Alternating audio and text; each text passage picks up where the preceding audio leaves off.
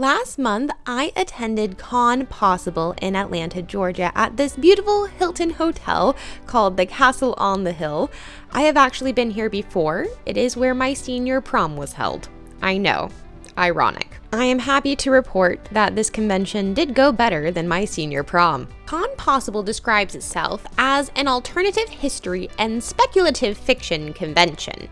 I was invited as a member of Atlanta Historic Dance to perform and teach dances at their Masquerade ball on Friday evening, which was super fun, and then also to be a panelist.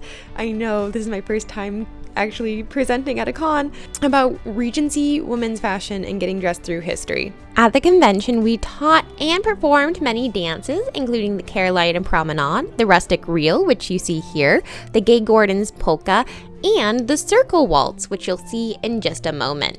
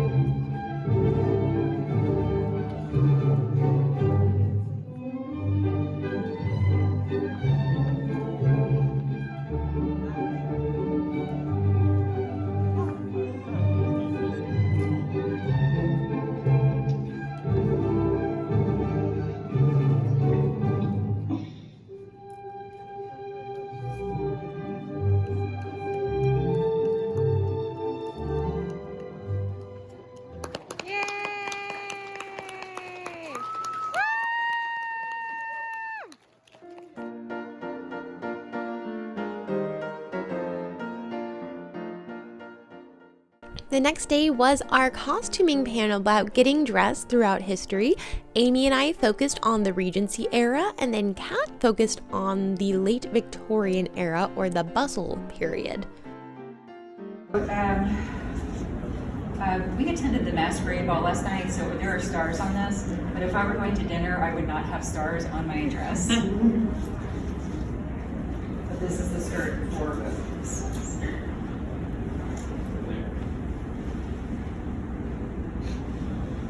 Again, a way to stretch your wardrobe is have a skirt and then a couple of different bodices.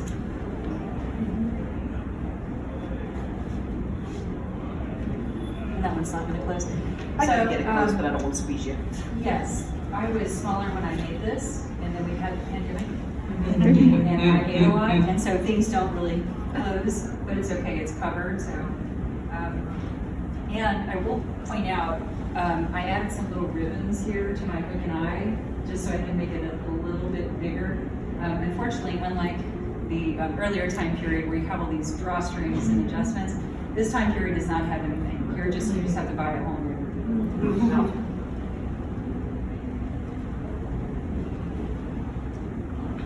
I imagine that they would probably have done similar to that, though, for those who are struggling financially, but while still trying to keep up with the fashion. Would they do similar things like that, where they've added a little element to make it sizable? They might have done something with the panel. Yeah. By the late Victorian time period, you actually had, well, there was actually second-hand clothing trade way back, even in the 18th century. So I would assume that if you were, say, pregnant, you might just have to switch out your dress or borrow your friend's pregnancy dress or something like that.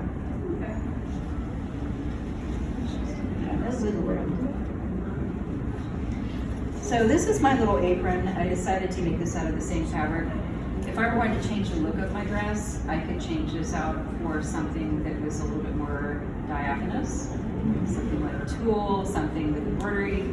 If it was really cold weather, I could do something like a velvet or something, and add all kinds of stuff. During the Victorian era, more was more, so you could have tassels and fringe and more poops and all kinds of things like that. Just turning your little. Heard second bustle referred to as the upholstered era. Yeah. Yes, you are judged. Great. Oh, that's great. And so this is obviously something that I prepared for dinner.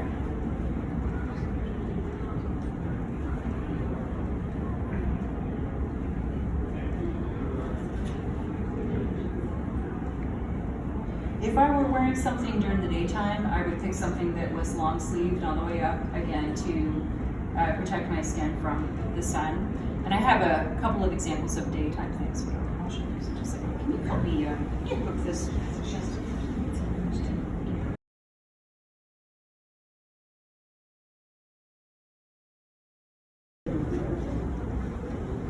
Okay, would you mind hooking me again? I will hook you again.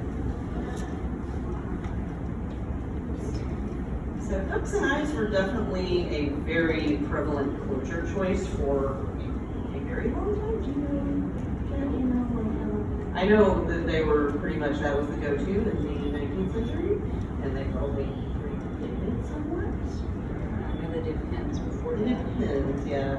This might have been one of those Industrial Revolution inventions, being a tiny metal thing. Can you imagine making these Have their hands on the Reins. the reins, and they might be kind of greasy. You did not want to put your hand on the lady's dress. A lot of these dresses were washed by hand. Some of the ball gowns were made out of very, very fine material, and they weren't washed at all. You just washed the underpinnings underneath. So it was important for a gentleman to have white gloves, and they would have white gloves as well. So I've got my nice longer fan in case I get hot, and my little reticule to put my little, powder and things in. So this is my evening look. After our panel, we walked around the convention and looked at all of the vendors who were super cool. And then after we walked around and looked at everything, we went and supported our friend Ken Johnson, who is the director of History Now, his own living history company, as he did a presentation about men's fashion from the 1700s all the way through the mid 1800s. As I like to say, I don't live in the past, I just work there. But I do historical consultation, performance, I choreograph sword fights, historical European martial arts, I portray various and sundry characters from the past. These breeches is a button, a little tab with a button. Once again, incredibly common. Also, easier than having a buckle. God, the bane of all of our existences at Williamsburg and Mount Vernon was keeping track of our knee breech buckles. Because it's a tiny little buckle, and there's a little hole like that that you slide a keeper through, and then you just, a pin goes in it, but it really can fall out of these little holes. And people routinely losing shoe buckles, breech buckles. 1750 style. Now see how far down this goes. As a matter of fact, I'll pop this on for a second. I am 6'2½", and this fine item comes to just above my knee. This is a really long waistcoat. 1780s. Now we've got the coat, the waistcoat, and the breeches all in a matching color. This is becoming a very fashionable thing. You see we now have a collar has appeared. So we still have our cuffs on the sleeve. So this is starting to get a little bit more fancy. I specifically, And so would this be more for upper class men definitely, to have a matching? This is middling to upper, all of this. And really,